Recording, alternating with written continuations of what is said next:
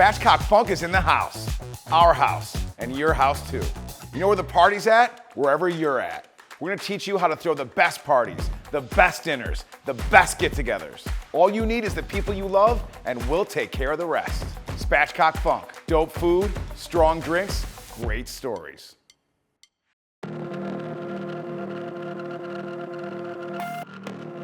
You never know when your last day on this rock is gonna be, so you gotta rock each day like it's your last. We're all about cheating death, but that's the only time we cheat, y'all. To make the best of every sunrise, roll in some creativity. Stretch yourself, your crew, and keep your mental health up, even if you ain't doing so hot physically. You can break out of your normal routine on your own, but sometimes it gets forced on you. So change before you have to. Stay fresh and sharp.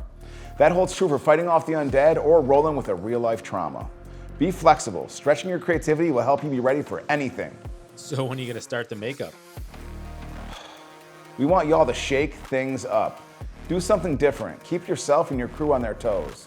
You got two choices in this world. You're either on the menu or at the table, and we built a spread to die for.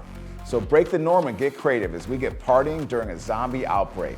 This is Eat the Dead.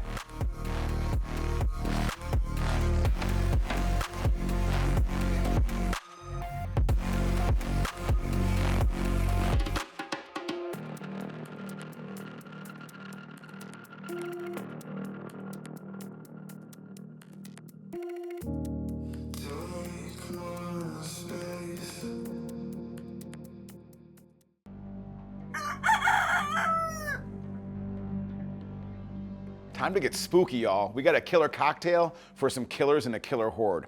Every zombie outbreak I've been a part of, or seen on TV anyways, everybody's just fiending to find that cure. But we got the antidote, y'all, and that's this drink. And it uses some magical stuff, man. We're all about that.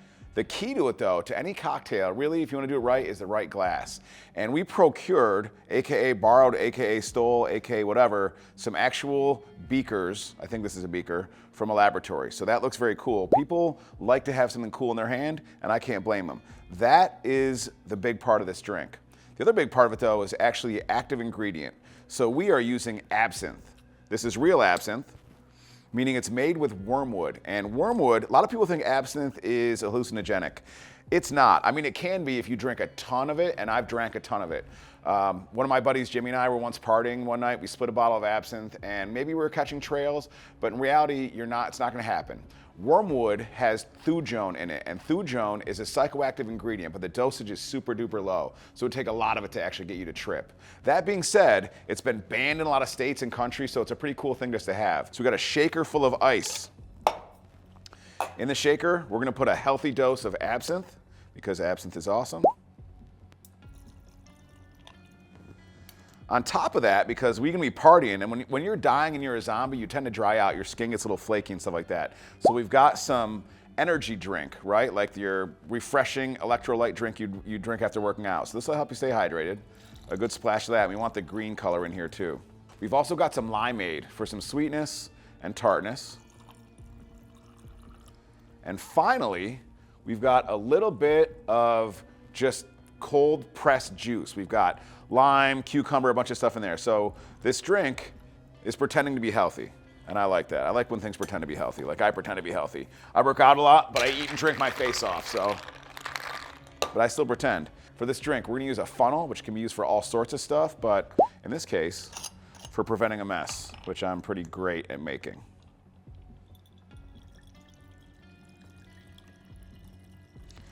Now we're gonna get this up to almost the neck.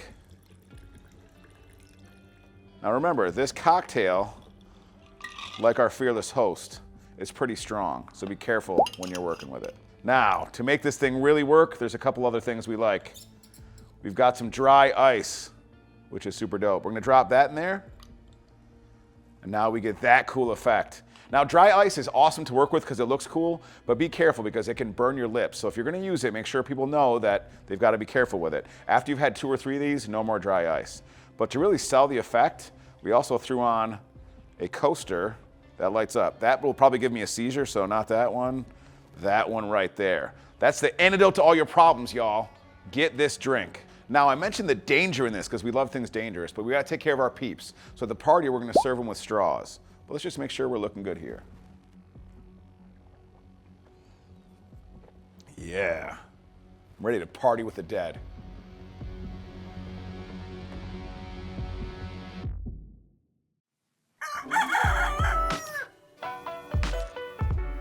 When you're gonna party till you die, you gotta go hard, y'all. And we're making a dip in a beautiful display that you'll see later. It's gonna look like a giant skull, but the dips themselves are fantastic. We've got guac, pico, but the other one we're gonna focus on today is mole negro. And mole means kind of sauce-esque, and then negro means black or dark, right? What we do first is we turn on our broiler, and we've got a whole bunch of cut veggies. We got some plantains, white onions, some garlic, some Tommies, and we also have tomatillos. In the oven, 5 to 8 minutes. Broil them. If they get burned or browned, I don't care about that, that's fine. Now comes the next part, a pan of bacon grease, because bacon makes everything better. We're gonna heat the bacon grease up, and we are going to add in a bunch of raisins, a bunch of dried prunes, with a bunch of cinnamon. And we're gonna keep stirring that up until it gets this beautiful, beautiful, dark color. So my raisins are now plumping up a little bit from the bacon grease, and they're turning a little brown with the cinnamon. I'm also gonna add in, out of a can, a couple of adobo peppers, and keep mixing that up too. We got our blender. We've got our blistered, roasted vegetables. So we're gonna put about a third of that through. I'm gonna take some of that awesome mixture here, and I'm gonna add that in there. That's gonna create a really dark color.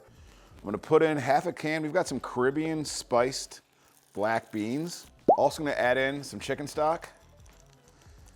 And I'm gonna save this chicken stock in case I need it by spilling it all over the place. And keep blending it until it's like a chunkier, smooth consistency. I'll show you in a second. So I wanna thicken this up. And by doing that, I'm gonna add in more of my raisins and prunes. I'm gonna add that back to my pan. So I'm just gonna slowly heat it up low and just bring it together a little bit. Dips of the dead, y'all. Got the mole with two of our favorite dips, guacamole. And we also made a pico de gallo. Some cilantro to garnish the cold dips for the mole, some toasted sesame seeds. Now for the party, instead of serving on a platter, we're making this awesome tray that looks like a skull. So we're gonna put the guacamole in one 9-inch cake pan. We're gonna put the pico in another 9-inch cake pan. And we're taking a heart-shaped cake pan, flipping it upside down. That's the nose. So we're gonna put the mole in there, and then we're gonna put it all on one tray and surround it with chips to make that skull shape and chorizo as the teeth. And that's what's up. We're gonna try this, y'all. And one of my favorite things to do with dips is use chips. One is a serving device. So I'm going crazy on this thing. I got some guac, got some mole, I got some pico. No need to double dip when I'm tripling it up in the front end, babe. It's like a menage a trois of beautiful, dead craziness.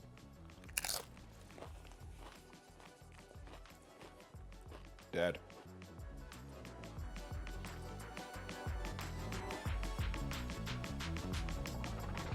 We're prepping for a zombie invasion, y'all. We're gonna have zombies everywhere, so we're gonna get ready for battle and be able to save ourselves. I got my guy who I'll roll to the death with, my man Nick. And we are here right now with the zombie simulator, learning how to take down all these monsters and keep ourselves and the party safe. Today we're gonna do an experience called Outbreak, right? It is a free roam VR experience. You're gonna be using up to 1,500 square feet. Wow. Within this room. We have this whole space to move. Whole space between you guys. So what if it's like an old lady? We still shoot her, like everybody's gotta go? Everybody's fair game. Anybody and everybody, yeah. Love Except for each other. Feels natural. Does it? Yeah. It looks natural. This is wild, dude, seeing through this. I feel like I'm just gonna shoot this dead body right here. Let's just see what happens. Oh! What the heck? We got to work on our communication.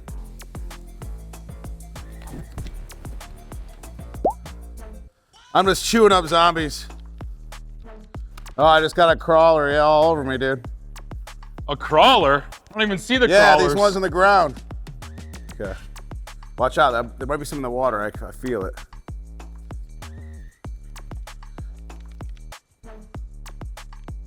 Wrecking these zombies, dude. I'm interested in seeing how much we are wrecking them. Man, I'm hammering this thing with grenades and it's just not doing nothing. It's going down. Yeah. How was that? Wow. That was pretty intense, man. It was. You want to like step up. So, do you guys think you're prepared for your party? Oh, yeah. I'm ready, dude. They don't stand a Zombies chance. have no chance, baby.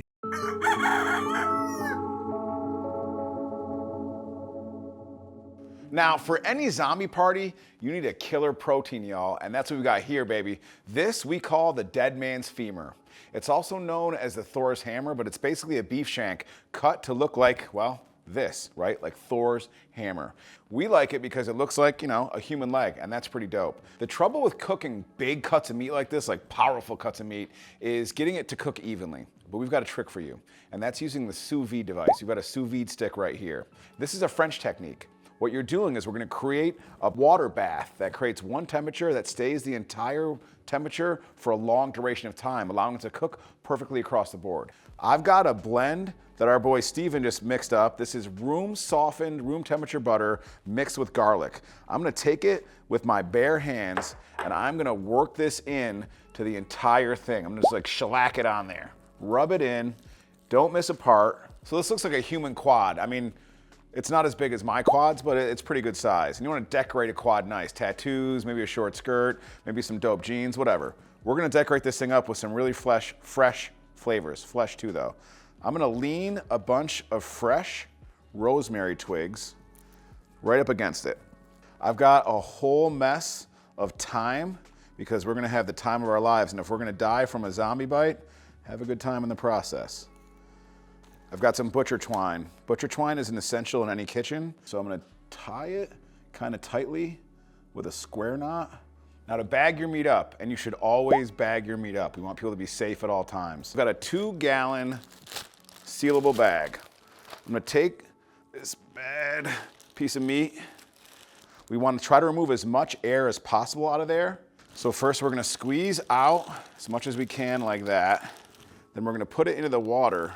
And the displacement method is we're gonna use the gravity of the water to help us push out as much oxygen as possible, or carbon dioxide. Now, once it's sealed, you wanna keep it submerged the entire time during the sous vide process. So what we use is something that I like to call my cooking rock. I've had this for years. I used to put husks of corn underwater when I'm soaking them. Anything I gotta hold down when I'm cooking, I do. I've cleaned it, it's beautiful, it makes me happy. And it can weigh down meat like this. It's also good to weigh down a body too if you have to do that. So I'm gonna set this to 145 degrees, and then I'm gonna put the time for 12 hours. Something that's really important in the squad, gravies and sauces. And we're about to make a killer gravy right now. Speaking of that though, something else important to us is showing mad respect to our people. Our boy Alex Balstra, somebody we die for, a great chef, great cook. This is his recipe from the shank all the way to the gravy. But let's start that gravy. We got a bunch of butter right here in the pan, melted up. Heat it up. Then I'm gonna add in a bunch of shredded carrots. So these carrots, I used a box grater, like a cheese grater, to shred that up. Same thing with shallots, a couple shallots, and also some shredded fresh garlic.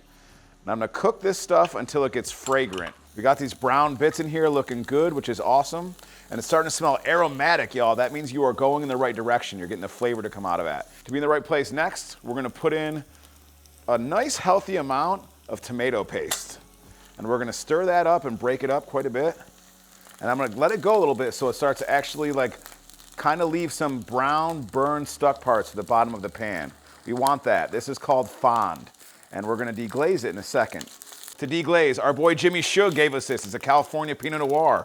We're gonna put this in the bottom. We're gonna put a whole half bottle in here. Now, as it's cooking, I'm gonna use my spoon and scrape up all of the fond and the brown, beautiful goodness in the bottom. And I'm gonna keep stirring that for a little bit. I'm gonna put in some fresh thyme, put in some fresh rosemary, chopped up, throw in a bay leaf. Then I'm gonna put in a whole mess of salt and pepper. And each time you're adding these new ingredients, you're gonna start to smell it, which is fantastic. What I've got here is veal stock that I made with veal bones. I did it the Anthony Bourdain way by rubbing tomato paste on them and roasting them in the oven for 40 minutes before putting them in with veggies and boiling them for hours and hours and hours. So all we do now is stir this up a little bit while the heat's on, and then we're gonna let this lower to simmer and let it go for an hour to maybe 2 hours. Yes, Yo, if you got a thing for legs, this is a leg right here. Beautiful. We're gonna take some beef tallow and I'm gonna brush beef tallow on this thing a little bit.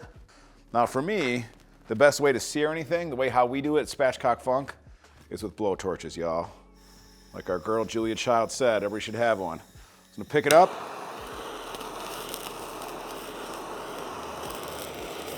Cast iron skillet, put it right in the center.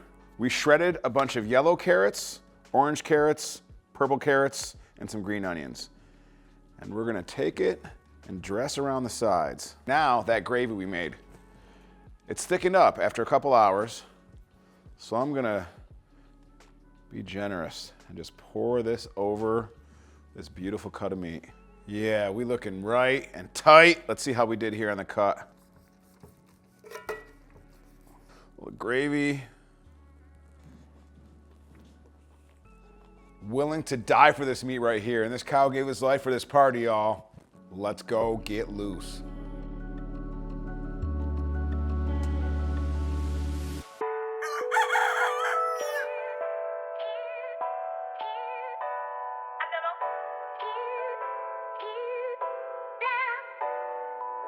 Yo, when you're throwing a party that's fresh to death, bring in some fresh to death help, y'all. Go to the experts. And this person right here, my homegirl, this is Jackie.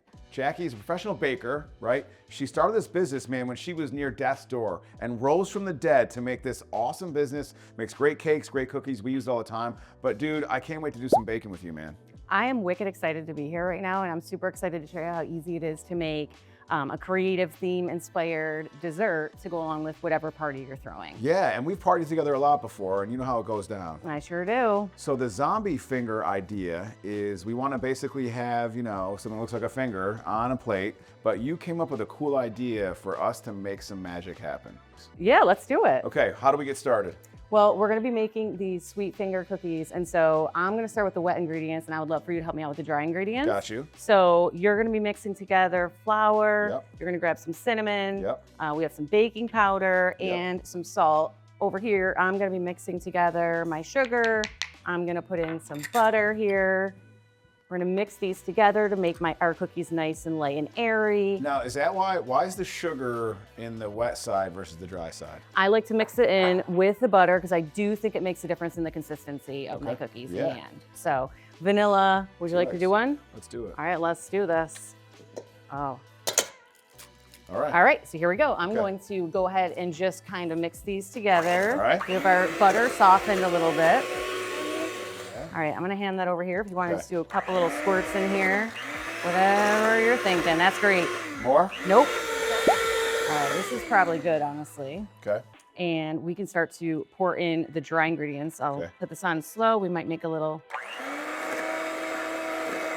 dust here. So this is actually pretty good here. You Yeah, can looks see it's great. starting to come together. Yep. And so we're gonna wanna make sure that we chill it for a little bit so that our cookies don't spread. Okay. How long minimum chill? Minimum 20 minutes. Max. Max, couple days. All right, so we're gonna pull our dough back out because it's been chilling for just a little bit. Yep. And I'm gonna cut us each a piece to make our fingers. Cool. We'll make this into a little finger competition. I'm gonna keep on doing this until I get it like pencil thin. Yep, so I'm just gonna kind of cut them. This is what I do. Maybe like 3 inches. You're gonna pick out whichever kind of nail. I have fun with it. Some of them are round and not chipped, and then Yep. others, you know, if you wanna. Because some people's nails are chipped. Correct, Like mine yeah. are always nasty looking. This is how I'm gonna make the top of it. I'm gonna stick it right in there. Okay. And then you're gonna make your hands. So for me, I've kind of gotten in the groove of doing, you know, the same sort of thing. I do 1 back and forth, 3 for the knuckle, put them in the oven for 3 to 4 minutes at 375. Cookies looking good, dude. I think they came out pretty darn good, but now we have to make them just a little more horrifying to fit with your theme. I'm down. So I'm gonna grab a cookie here if you wanna pick out one. And I'm gonna use our cheesy little cutters. Yep. And I'm basically gonna make a nice little stab or cut mark. And then I'm gonna do 2 things. One, I'm gonna very carefully take the nail off. All right. I'm gonna get our little bottle here and drop a little dollop. You just heated the candy up in the microwave? That's right, you start 30 seconds, stir it, keep going till it's nice and smooth, and you have a liquid that you can dunk in to kind of resemble our blood here. So Ooh. now that we have our nail on, I'm gonna go ahead and just literally do a little diagonal, and I like to flip it so it can kind of fall how it wants. Yeah. Spray it on there. All the way across? like- Yeah, do it however you want. This is your murder scene. Yeah. I can't wait to put your fingers in my mouth. We were going for the same one there too, apparently. We'll go here. They're so good. Thanks a ton, homie. Thank you.